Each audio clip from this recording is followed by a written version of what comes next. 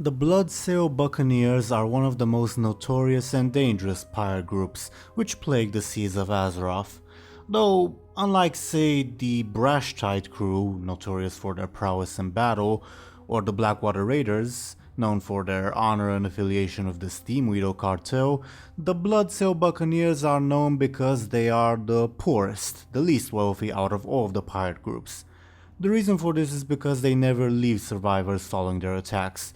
Now, the in-universe explanation for this states that this means that there are no survivors to be robbed again on future attacks, but the more realistic explanation would be that this reputation would motivate all of the other merchant ships and potential targets to resist them until the last man, which would result in fewer successful raids overall. The one exception to this was Captain Jariah's Bloodvein, a brutal bloodsail who even engaged in forced conscription, but who intentionally let some of the crews of the ships he plundered live so that there would be more cargo for him to take in the future, and that his legendary reputation would keep growing. Regardless, the Bloodsail Buccaneers are well known for their rivalry with the Blackwater Raiders, partly out of ideological differences, I suppose you could say, and partly because they want to plunder the vast wealth of Booty Bay. They are also known for their war with the ninjas of Jaguaro Island, yes really, who have assassinated their captains on occasion.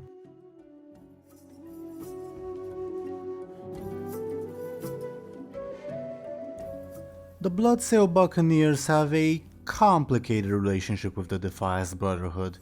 Initially, some captured Bloodsail orders implied that the Buccaneers were supplying Van Cleef with material for a, quote, little project in the Dead Mines. The implication being that the Bloodsails were the pirate crew helping the Defias construct and crew the juggernaut they were building in Ironclad Cove, despite the fact that those pirates dropped cutlasses belonging to their rivals, the Blackwater Raiders. Later, it was revealed in the Bloodsail Buccaneer comic of the Warcraft Legends series that there is a very personal enmity between the two groups. Namely, at least according to the Bloodsails, Edwin Van Cleef cheated the Bloodsail captain Jariah's Bloodvein of his gold, a woman that the captain had had his eye on, and even killed him, quote, for good measure, with the captain and his crew swearing vengeance ever since.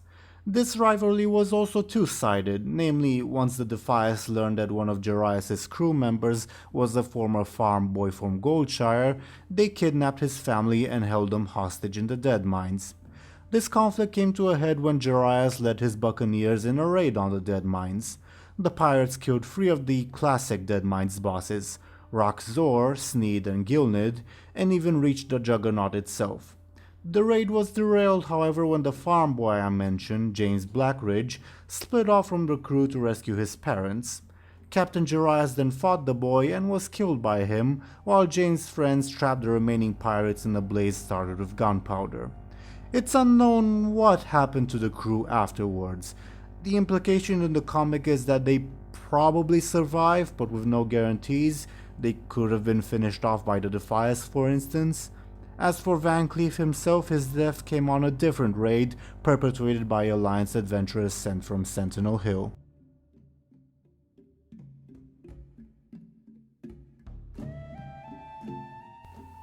While the Bloodsail Buccaneers are mainly known to operate in the Cape of Stranglethorn on the Wild Shore, they actually have a capital of sorts called Plunder Isle. While it was mainly described in the now non-canon RPG books, Plunder Isle did make an appearance in the aforementioned Bloodsail Buccaneer comic. According to both sources, it is a fairly small island located in the more eastern part of the South Seas.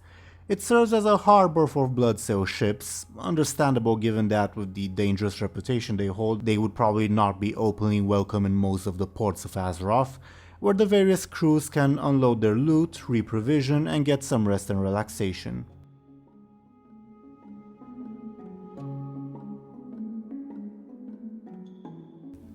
Some years, possibly decades ago, Taugaf, one of the Burning Legion's greatest corruptors, created a set of cutlasses, the Dreadblades, and intended to use them to corrupt Azeroth's pirates for the Legion's ends.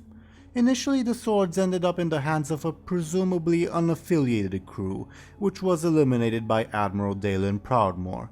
The lone survivor of the crew, a teenage boy unaffected by their corruption, then buried the swords along with some treasure, believing them to be cursed on an isolated island.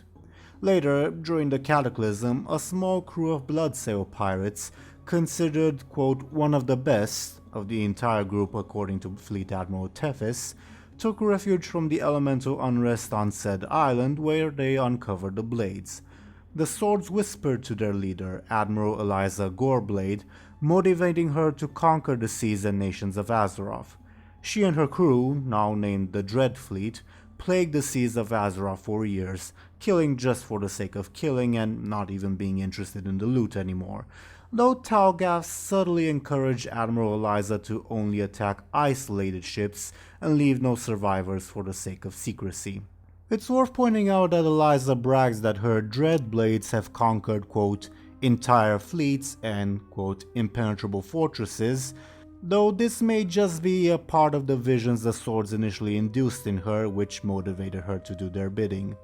The other Bloodsails under Fleet Admiral Defias eventually learned of this and tried to stop her, but Eliza survived their attempt and even stole the prized Bloodsail ship, the Crimson Veil. When the Burning Legion began their latest invasion, Talgath openly introduced himself to Eliza and invited the Dread Fleet, now cursed to the point of undeath, to join the Legion, which they promptly did. They were even responsible for waylaying and sinking several Horde and Alliance ships on the way to the Broken Shore, but the group was eventually defeated by the Shadowblade of the Uncrowned, guided by Defias.